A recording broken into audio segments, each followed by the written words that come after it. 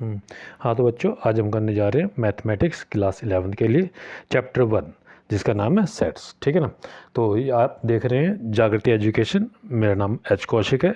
सो हम best classes for maths accounts and English, यानी कि हम मैथ्स अकाउंट्स एंड इंग्लिश की क्लास बनाते हैं। ठीक है ना, यानी कि वीडियो बनाते हैं। ठीक, तो आज हम करेंगे एक्सरसाइज 1.1 क्लास 11 के लिए। तो मैथमेटिक्स से आइए। ठीक है, तो पहला क्वेश्चन क्या कह रहा है, which of the following are sets. तो आपको सेट भी पता होनी चाहिए, क्या होनी चाहिए, क्या है। तो साथ साथ मैं आपको समझाता भी जाऊंगा और इसके बारे में बताते हुए जाऊंगा, और क्वेश्चन भी हम सोल्व करते जाएंगे। ठीक है, तो which of the following are sets justify your answer. तो पहला क्वेश्चन क्या कहता है, the collection of all the months of a year beginning with letter J. ठीक है ना, यानी कि आपको क्या ये सेट है कि आपको एक कलेक्शन करना है सभी किसका, सभी मंथ्स का जो कि जे से स्टार्ट होते हैं। तो ये जनवरी होता है एक, तो ठीक है ना, एक जून होता है और एक जुलाई होता है। तो आपके पास 3 मंथ आ गए। तो यानी कि ये एक सेट है, क्योंकि आप इसे वेल डिफाइन कर सकते हैं। तो क्या सेट क्या होता है कि आप collection of object, well defined objects को अगर आप कलेक्ट करते हैं तो ये क्या होता है, सेट कहते हैं। सो इसे हम वेल डिफाइन कर सकते हैं। आप इसे आप इसे बोलिए yes it is a set because we can define it, because it is well defined, we can define it. ठीक है ना। तो a set is a well defined collection of object रहता है। तो पहले का तो हो जाएगा yes it is a set because it is a well defined collection of objects. ठीक है, तो सेट के लिए आप लिखने के लिए अभी बता देते हैं वो भी कैसे लिखा जाता है। तो सेकंड क्वेश्चन क्या कहता है, सेकंड क्वेश्चन कहता है the collection of 10 most talented writers of India. तो 10 most talented writers of India अब कहाँ से लाएंगे, सभी अपने आप में टैलेंटेड होते हैं। ठीक है ना, तो ये एक सेट नहीं है, it is not a set because it is not, we can not well define it, हम इसे डिफाइन नहीं कर सकते हैं। ठीक है, वेल डिफाइन हम इसे कलेक्शन ऑब्जेक्ट यानी कि सबके सब बहुत सारे टैलेंटेड होते हैं जी, आप उसको कैसे लाएंगे। जैसे थर्ड पार्ट है, a team of 11 best cricket batsman of the world. आपको एक टीम बनानी है, 11 बेस्ट क्रिकेट बैट्समैन आपको ढूंढने हैं। कोई भाई सचिन कहेगा, कोई सहवाग को कहेगा, कोई धोनी का है। तो 11 में जो है आपको 11 ढूंढने हैं। तो ये भी it's not a well defined collection of object. तो भी आप वेल डिफाइन नहीं कर सकते हैं, क्योंकि आप इसमें 11 बेस्ट क्रिकेट बैट्समैन नहीं ला पाएंगे। ठीक है, लेकिन जो फोर्थ पार्ट है तो वो सेट नहीं है। तो फोर्थ पार्ट है the collection of all boys in your class. So collection of all boys in your class. हाँ जी, इसमें आप अपने से जितने भी आपकी क्लास में लड़के हैं सबको इकट्ठा कर लीजिए, सबको कलेक्ट कर लेंगे और आप उसमें एक सेट बना सकते हैं। हाँ भी, ये जो एक सेट है ये जो हमारा क्या कहते हैं, because it is well define है। ठीक है, तो ऐसी ज़्यादा collection of all natural number less than 100, बिल्कुल ये भी सेट आपका। तो आप 1 से लेकर 1 से लेकर 99 तक काउंटिंग है, आप इसे वेल डिफाइन कर सकते हैं। तो ये भी क्या एक सेट है। फिर है जो आपका collection of novels written by the writer Munshi Premchand. बिल्कुल आप इसको बना सकते हैं, क्योंकि मुंशी प्रेमचंद ने जितनी भी नॉवल लिखी हैं उनका आप एक कलेक्शन कर सकते हैं। आप उन्हें डिफाइन कर सकते हैं कि ये जो है कलेक्शन है किसका, नॉवेल्स का, जो मुंशी प्रेमचंद जी ने लिखी हैं। ठीक है, तो ऐसी the collection of even integers, इसे भी आप डिफाइन कर सकते हैं, भाई इवन इंटीजर्स हैं। ठीक है, तो आप इसका भी क्या करते हैं, आप इसे डिफाइन कर सकते हैं। So it is also a set. ठीक है, 7th भी क्या हो गया, सेट्स हो गया। तो अब 8th पे आते हैं, the collection of questions in this chapter. तो इस the collection of question in this chapter, ये भी आपका सेट होगा, क्योंकि आप इन्हें सबको कलेक्ट कर सकते हैं, सबको ये डिफाइन कर सकते हैं। ठीक है, जो नेक्स्ट है, a collection of most dangerous animals of the world. इसको जो मोस्ट डेंजरस एनिमल्स, तो आप इसे कैसे इसको कलेक्ट करेंगे, कैसे आप इसको डिफाइन करेंगे। So it is not a set, ये सेट नहीं है। ठीक है, तो सेट लिखने का तरीका क्वेश्चन नंबर 2 से आपको भी बताया गया है कि सेट को जैसे हम लेट ए बड़े बिग लेटर से, यानी कि जो उस लेटर से डिनोट करते हैं, और उसके अंदर जितने ये एलिमेंट लिखे हैं 1 से लेकर 6 तक की आपकी काउंटिंग है। सो ये इस तरीके से हम ये कर्ली कॉलम बनाकर जो इसके अंदर जो लिखे जाते हैं इन्हें बोलते हैं एलिमेंट्स। ठीक है, और बिग लेटर से हम ABCD से किसी से भी से डिनोट करते हैं सेट को। ठीक है, तो ये आपका क्या कहते हैं, सेट लिखने का तरीका है। तो इंसर्ट द अप्रोप्रिएट सिंबल्स, ये जो इन्होंने सिंबल बनाया है ये इसे बोलते हैं बिलोंग्स टू। ये बिलोंग्स टू है और ये डज नॉट बिलोंग टू। ठीक है ना, बिलोंग्स टू, ये आपको इससे इसका मतलब हो गया जी संबंधित होना, बिलोंग्स टू। ठीक है, और ये हो गया जी डज नॉट, ये ऐसे बनाकर ऐसे काट दिया तो ये डज नॉट बिलोंग्स टू, ये बिलोंग्स टू का सिंबल है और ये डज नॉट बिलोंग टू का सिंबल हो जाएगा।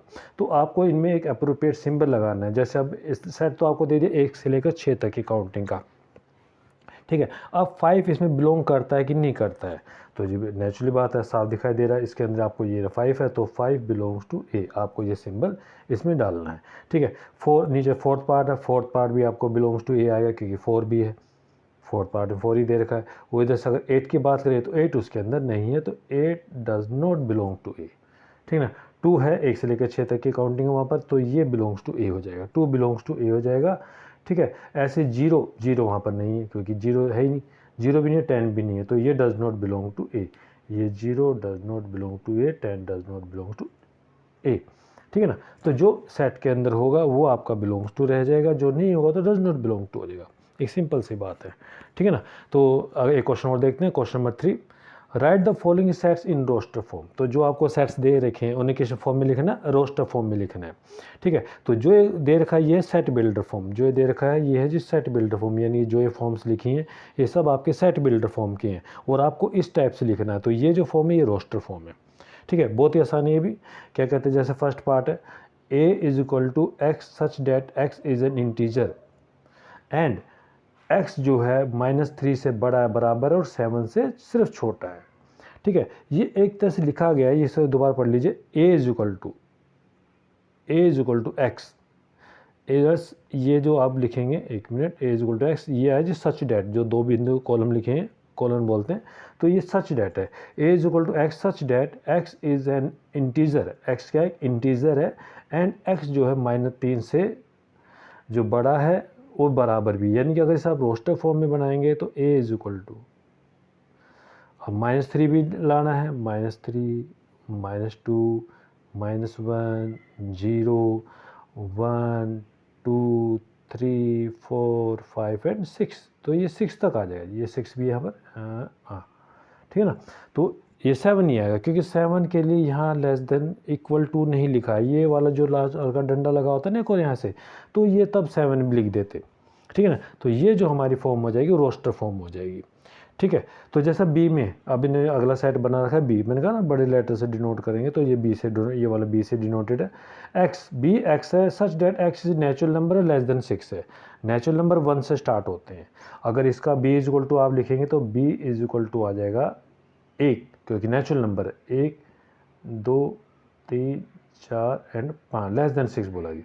तो ये आपका सेट बी किस फॉर्म में, रोस्टर फॉर्म में हो जाएगा। ठीक है, समझ में आ रहा है ना। तो नेक्स्ट क्वेश्चन करते हैं सी पार्ट। सी पार्ट में क्या है, X such that x is a 2 digit natural number है, such that the sum of its digit is 8। ठीक है। अब आपको ये एक रोस्टर फॉर्म में लिखना है कि 2 डिजिट नंबर एक्स, ठीक है, और उनके जो डिजिट्स का जो सम है वो कितना आना चाहिए, 8 आना चाहिए। यानी कि अगर हम 1 से स्टार्ट करते हैं तो 1 में 7 यानी कि 17। ठीक है ना। तो यानी कि एक तो आपको हो जाएगा जी 17, 2 में 2 और 6 8 26, क्योंकि 2 डिजिट नंबर है, 3 35 44, ठीक है ना, 53 62 71 80। तो ये आपके क्या हो जाएगा, सेट बन जाएगा। और इसे सी इज इक्वल टू कर दें क्योंकि इन्होंने यहाँ पर सी लिखा हुआ है। C is equal to X, X X is a 2 digit natural number है जो कि जिनका सम क्या हो जाएगा 8 है। ठीक है ना, उनकी डिजिट्स का सम। तो ऐसे से फोर्थ पार्ट है D, x such that x is a prime number है विच इज डिवाइजर ऑफ 60, यानी कि जो 60 को क्या कर सकता है, डिवाइड कर सकता है। कि प्राइम नंबर है तो प्राइम नंबर सारे प्राइम नंबर क्या होते हैं।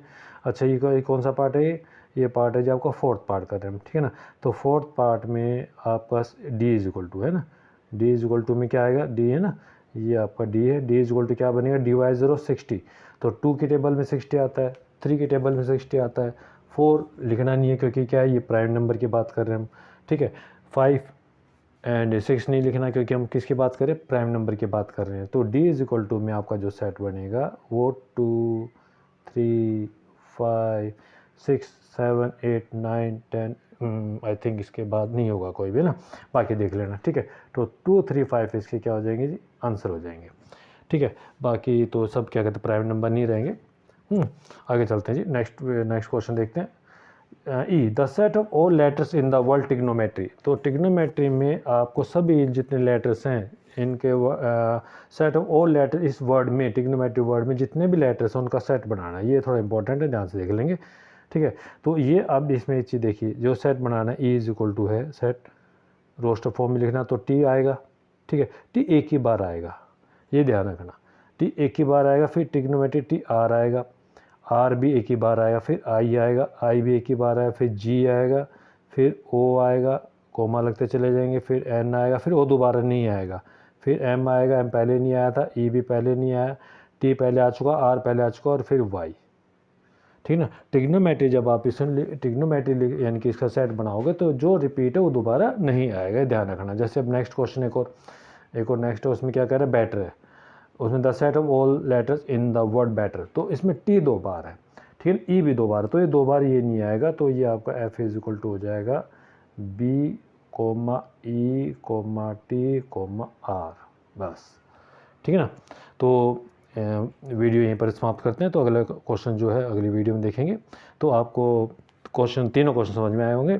ठीक है जी, ओके जी, आप वीडियो को लाइक कीजिए, सब्सक्राइब कीजिए। ठीक है जी, ओके।